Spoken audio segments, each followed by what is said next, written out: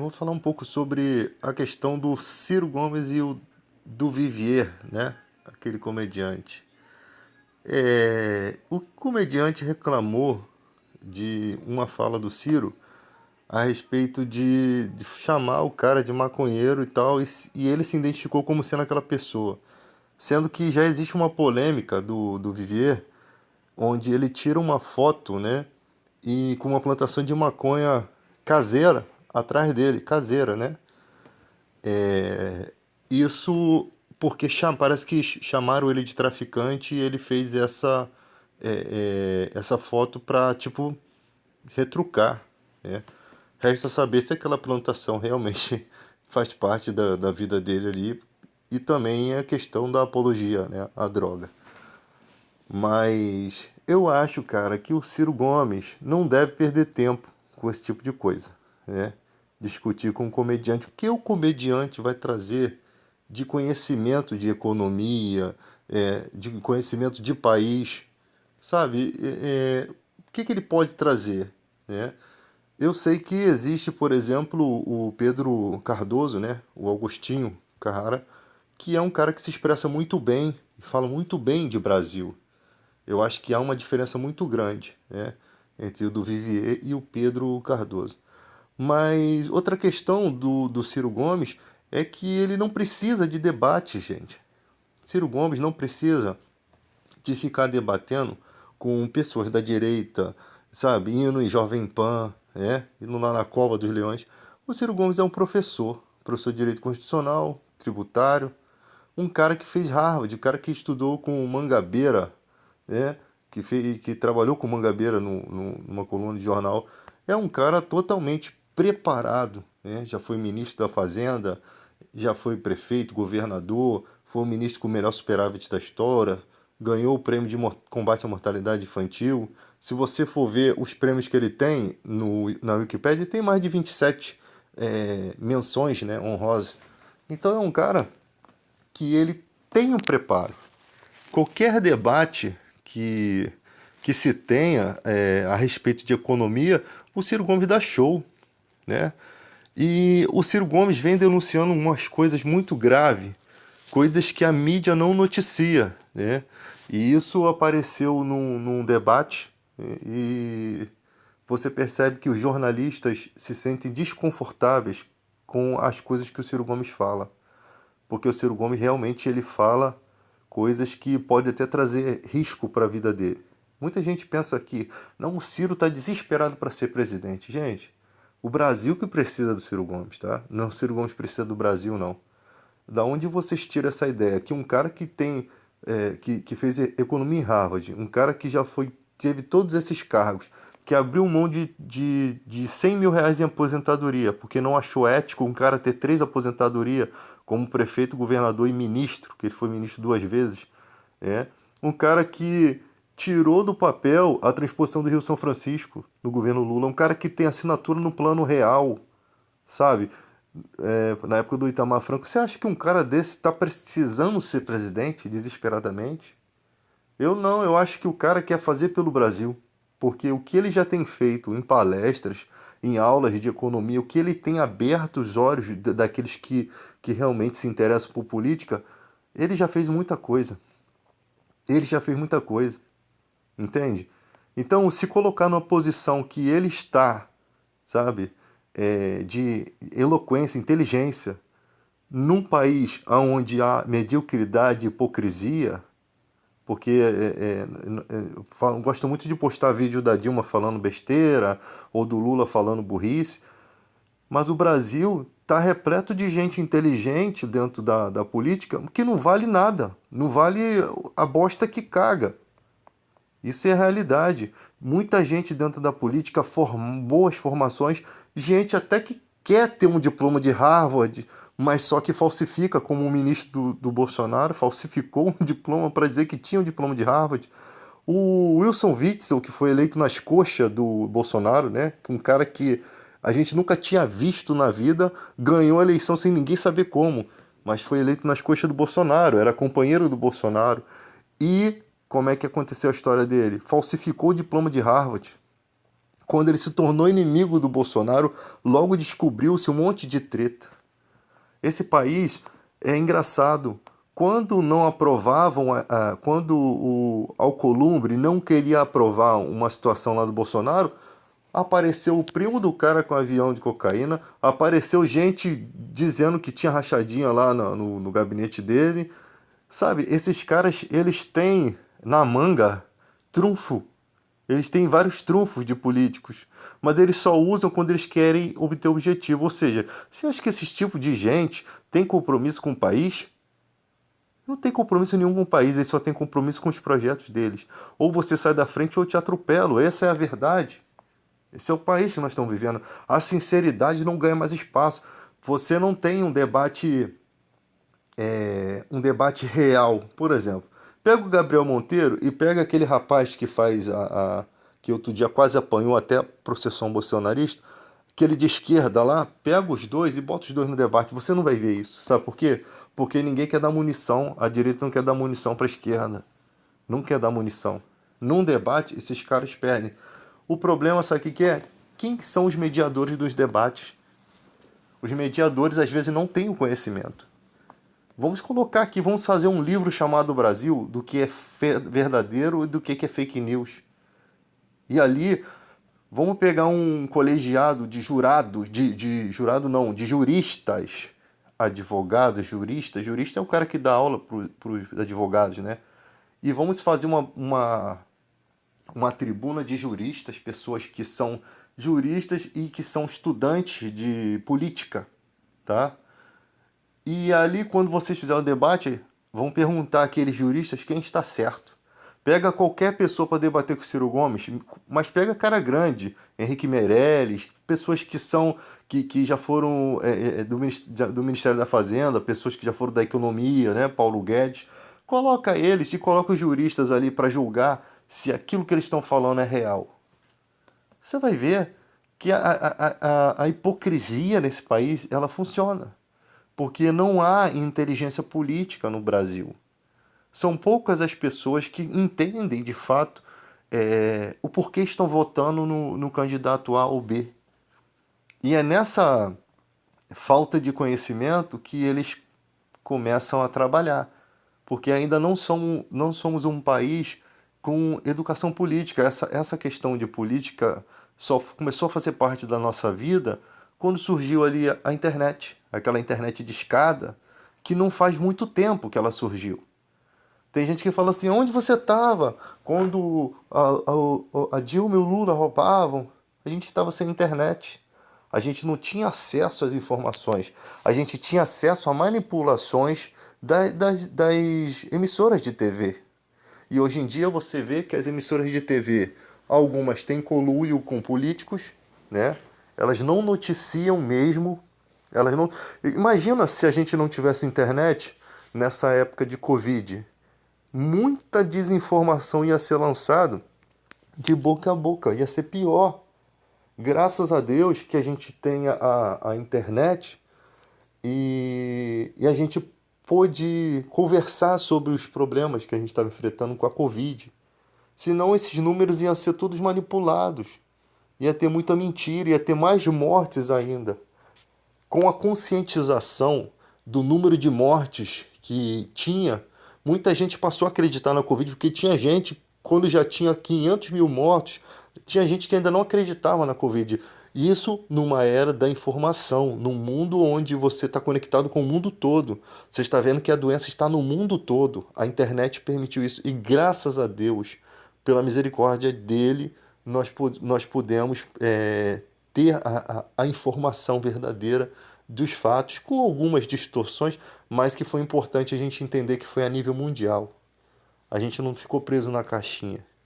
E isso nos ajudou a cobrar mais do governo, né? E nem com isso, lá em Manaus, as pessoas ficaram sem oxigênio, porque o líder do executivo, né, o governo federal, o líder do executivo, o presidente da República, que não mandou o oxigênio a tempo e que sempre foi negacionista, não sei onde enfiou aquela cloroquina toda que ele comprou, além de imitar uma pessoa, né, com falta de ar e fazer deboche Isso já tendo muita gente morta.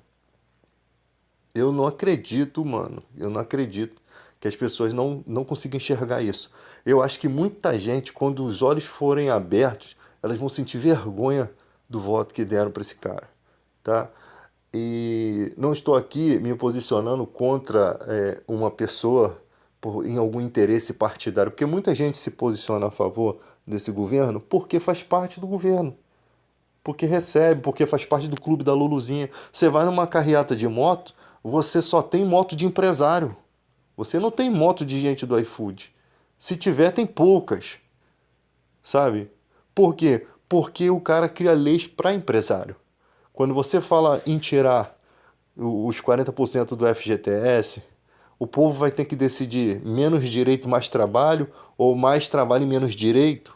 O povo vai ter que decidir, ou seja, nós temos que abrir mão dos nossos direitos.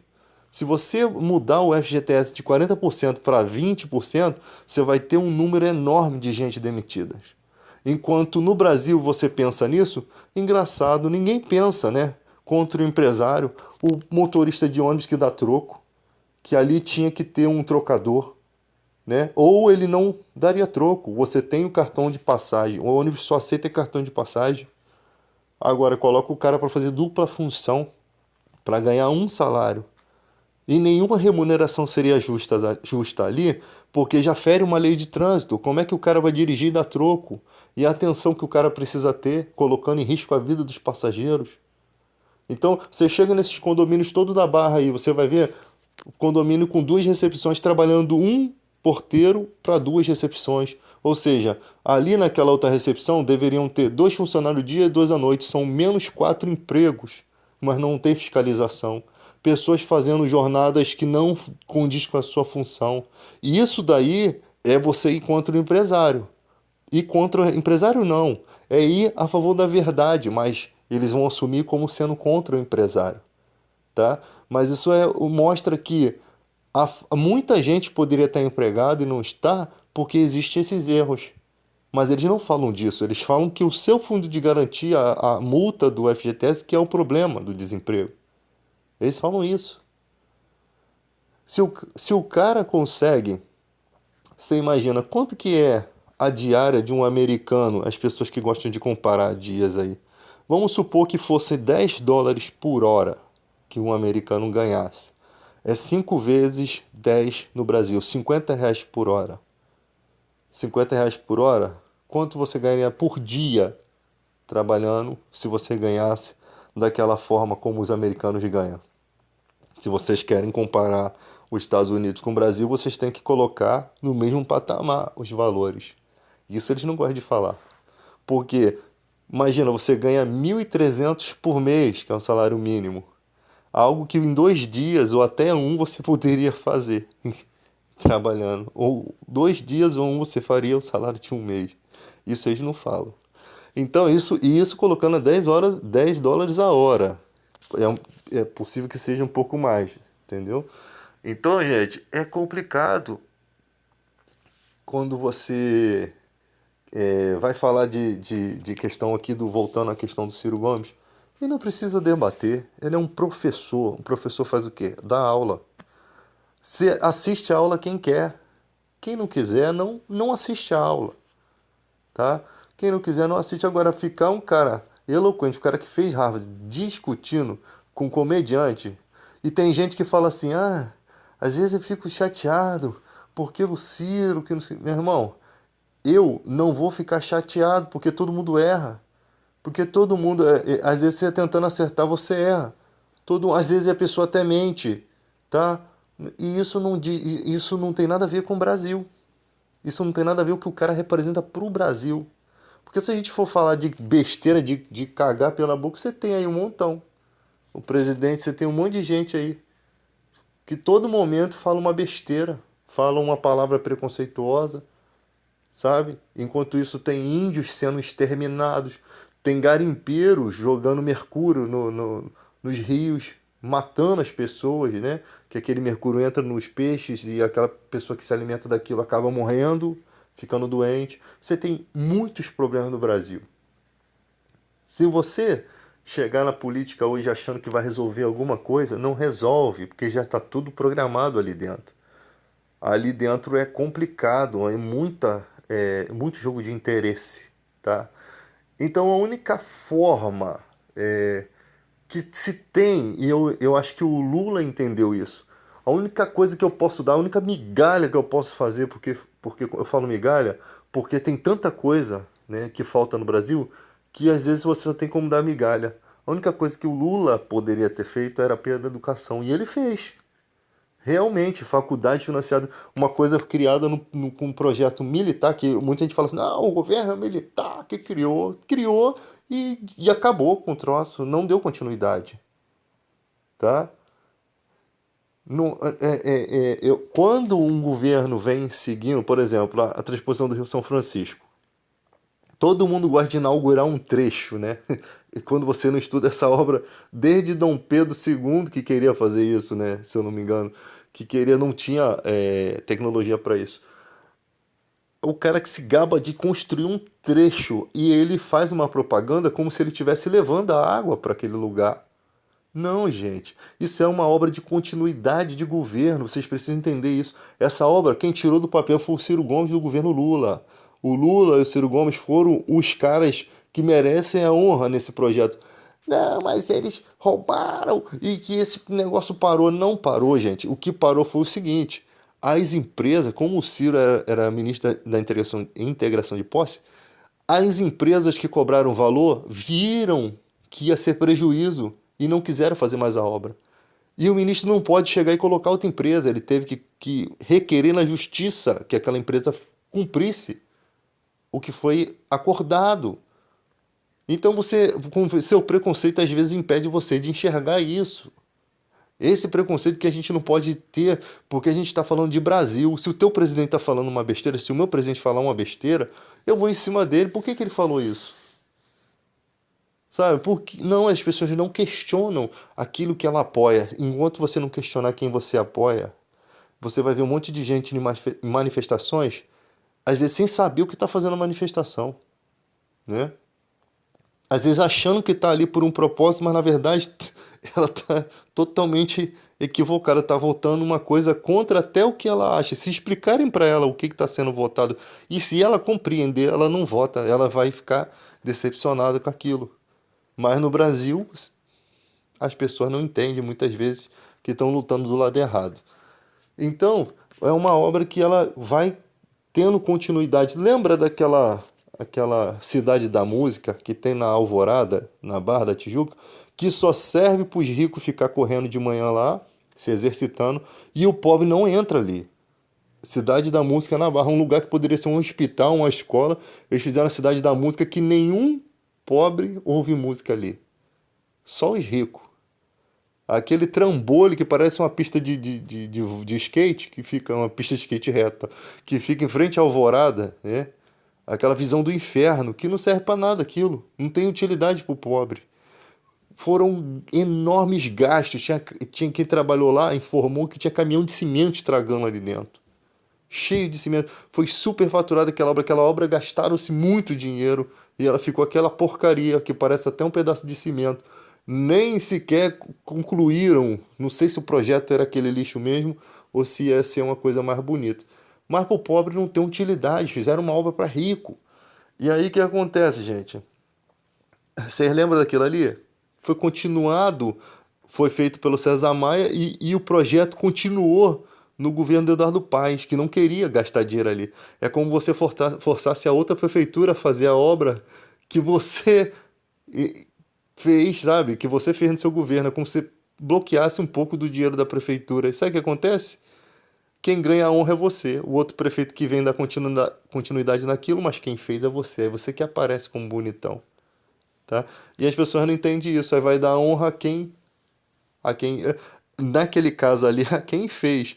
Mas no caso da transposição do Rio São Francisco, que são trechos de cada lugar. Então, cada lugar está chegando a água aos poucos, mas é um projeto que a continuidade ela tem que seguir em todos os governos. Não tem como o governo falar assim, não, não, não vamos botar mais dinheiro aqui. Não tem, porque os recursos destinados para aquela área já estão propostos e ele tem que continuar a chegar. a água naqueles lugares, tá? Então as pessoas precisam ser minuciosamente e entender o seguinte: quando uma pessoa, né, olha o que a Bíblia diz, se a árvore boa não dá maus frutos, e nem a árvore ruim dá bons frutos. Isso está falando de pessoas ruins, elas só vão fazer alguma coisa boa com um podre dentro delas, por algum interesse. Sabe? Elas não conseguem, as pessoas ruins não conseguem dar frutos. Os frutos delas são amargos, são ruins. E uma pessoa boa não consegue dar maus frutos. A natureza do ser humano é essa. Enquanto vocês não compreenderem isso, como que um presidente imita uma pessoa morrendo de Covid, gente? Como? Como? Isso é inexplicável. E olha só, nem sequer pedir desculpa. Já é outra coisa que o ser humano peca. Se o ser humano não é capaz de pedir desculpa porque ele não se arrepende, e se a pessoa é assim, eu não duvido, eu tenho medo do que uma pessoa dessa é capaz de fazer. Porque se um dia eu falhasse, eu como um líder de uma nação, dessa forma, eu ia ficar totalmente envergonhado. O pior é que quem vota nele não se sente envergonhado. Isso me deixa mais triste. E ainda mais sendo cristãos, conhecendo a índole de Jesus, a índole do que é pregado, a Bíblia ensinando que os impuros da fé nem sequer são dignos de compartilhar uma refeição. Mas o Brasil é o país onde o charlatanismo ele ganhou poder.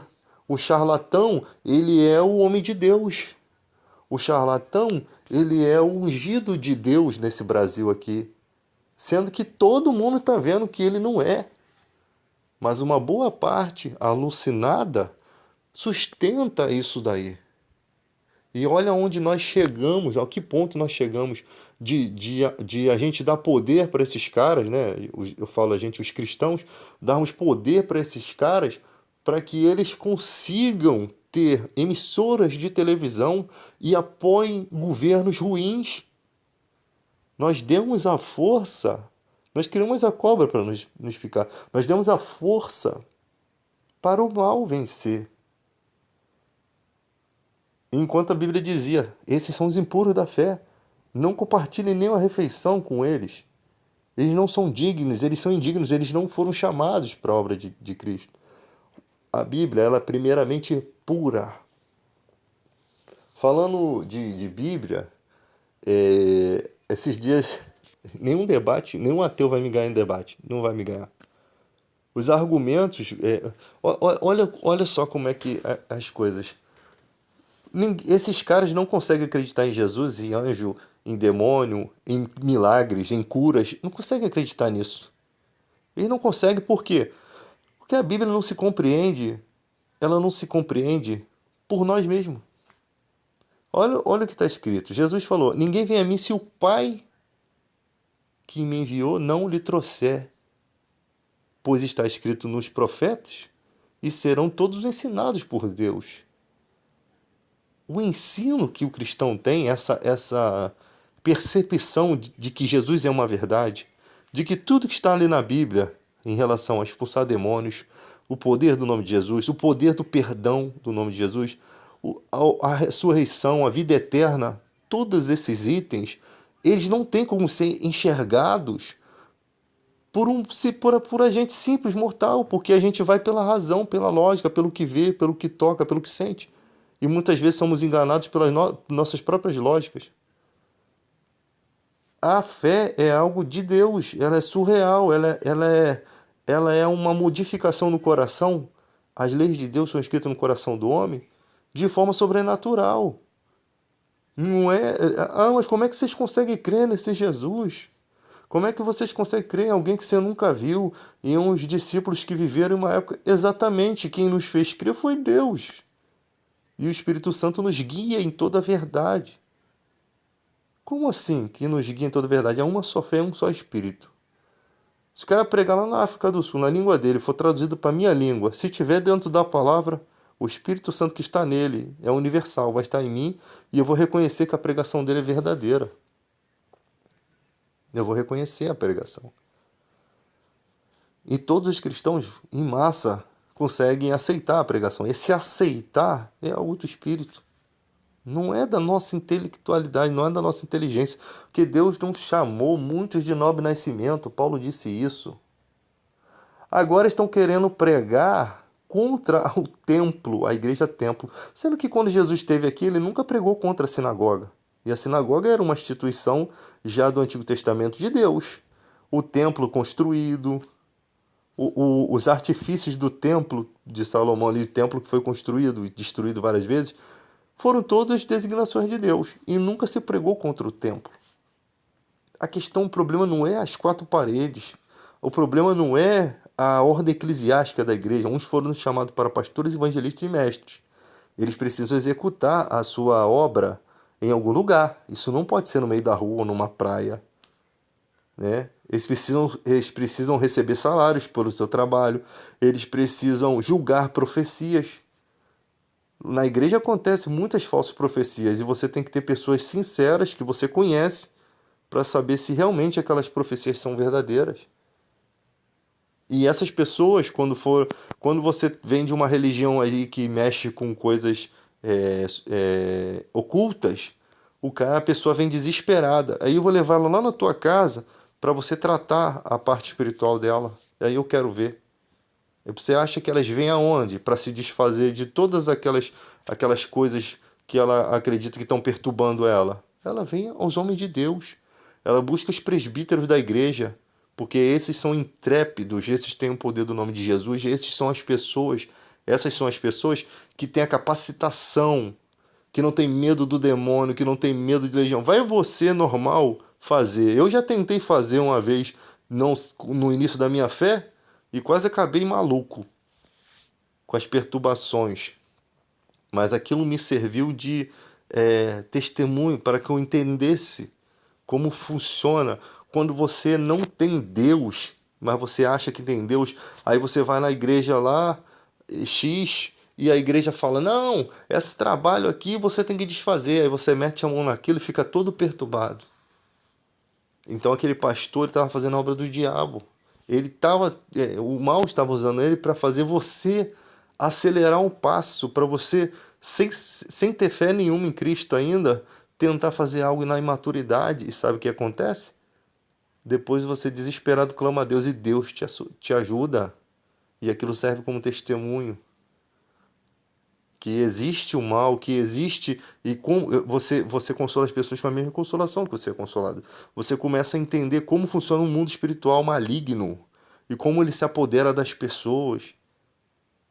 E isso me traz lembranças do início da fé, até chegar a essa sanidade, né, de você conseguir falar de fé e a ponto de um incrédulo ver que você realmente não é um alucinado, que você realmente não é, você consegue conversar de vários assuntos. E você vê muita gente na igreja, às vezes a pessoa quer te ajudar, até boa vontade, né? As pessoas têm até boa vontade.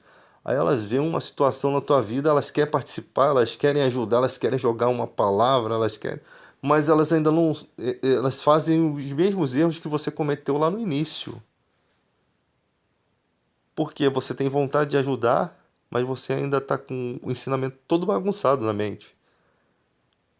Você acha que tem a fé, você acha que tem a capacidade, você tem até a fé, você tem o início da fé, mas só que os assuntos eles precisam ser diluídos, você precisa separar os assuntos e entender o que você está pregando, e nem todo mundo tem mente para entender. Eu acho, imagina, uma pessoa que só tem a quarta série, sabe? Para ela entender uma coisa que um cara que tem segundo grau entender sobre a Bíblia, não que ela não entenda nada, ela entende de fé, de temor a Deus, isso tudo foi gerado por Deus nela.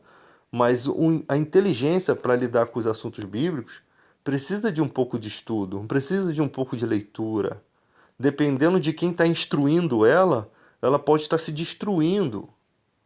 Porque imagina, esses caras têm pregado muito, sobre vida financeira. Os caras vão na igreja para dar testemunho de que eu não tinha trabalho nenhum, agora eu tenho muito trabalho, que não sei o que. Os testemunhos sempre são esses. Não que você não possa dar testemunho sobre isso, mas que os testemunhos são sempre esses para incentivar você que está desempregado, ou seja, 40 milhões de desempregados vão estar naquela esperança de achar na igreja. Quem nunca foi para a igreja por conta de emprego? Quem nunca foi? Eu já fui várias vezes e não arrumei nada. Mas às vezes você arruma. Deus é recompensador dos que o buscam. A vida é muito difícil quando você não tem conhecimento bíblico. Sabe por quê? Quando você está na dificuldade, você sendo um cristão verdadeiro, você usa a fé. O que é usar a fé? Jesus falou, se Deus olha para os pássaros, eles não plantam, eles não colhem. Por que vocês andam ansiosos? Se Deus cuida dos pássaros, não vale mais vocês, homens de pequena fé? Se você soubesse o poder que tem nessa palavra, por que vocês estão preocupados pelo que havia de comer, pelo que havia de vestir? Olha as plantas, Deus veste elas aí, ó, tão perfeitas, para que amanhã o sol vai destruir elas. Temporariamente Deus traz a beleza a elas. Elas não têm sentimento, elas não são como vocês, isso que Jesus está dizendo. Por que vale, como vale mais vocês? Vocês não sabem que vale mais vocês do que essas plantas? Homens de pequena fé. Isso é uma coisa muito simples, eu fico abismado com a simplicidade dessas palavras, mas que necessitam de ser guardadas no coração. Você está desempregado, você em qualquer lugar que você estiver, você vai falar, Deus vai cuidar de mim. Deus cuida de mim, por quê? Porque olha as aves do céu, não plantam nem semeiam, foi isso que Jesus está me dizendo. E o Pai que é maior do que Jesus, o Pai, os tem alimentado, ou seja, Deus cuida. Deus cuida de você. Só que às vezes você passa por um perrengue para que você possa entender isso. E uma das coisas que Jesus quer ensinar para as pessoas é fé. Vai, a tua fé te salvou, a tua fé te salvou, a tua fé te curou. Jesus sempre quis ensinar esse caminho de fé.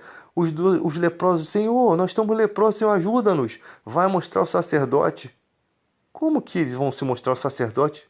O sacerdote só recebia alguém que tivesse evidência de cura, para poder dar o documento para ele ser restituído à sociedade. Ele saía do templo, fazia os exames na pessoa, a pessoa mostrando que a lepra estava embranquecendo, está sendo curado. Pode botar ele de volta à sociedade que ele está bem. Esse documento aqui, se alguém te interrogar que você era leproso, você apresenta o documento do sacerdote que vale.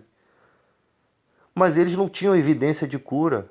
E talvez ficaram discutindo, talvez, conjecturando, porque Jesus mandou ir mostrar o sacerdote, mas eles devem ter pensado, mas como a gente vai se mostrar o sacerdote?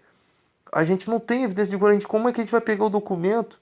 Ele não nos vai dar o documento, nós estamos leprosos. Quando eles determinaram ir, a lepra caiu deles. A determinação, Jesus os colocou em um caminho de fé. Os colocou em um caminho de fé. Por quê? Porque sabe que quando você honra a fé, Deus honra você. Se a fé for colocada dentro da vontade de Deus, porque Jesus falou, vai mostrar o sacerdote. Ou você fica com a palavra de Jesus, ou você fica com o seu pensamento. Que a fé não tem nada a ver com a razão nesse momento. Então, quando você determina entregar a sua vida a Deus, seja você quem for, seja você com fé ou não, e pedir para Ele cuidar do seu filho doente ou de alguma coisa, cara, alguma coisa vai acontecer. Alguma coisa vai acontecer, e muitas vezes coisas extraordinárias. Não estou falando que Deus queria que aquela mulher do fluxo ficasse doente para que ela chegasse a Jesus e fosse curada. Não.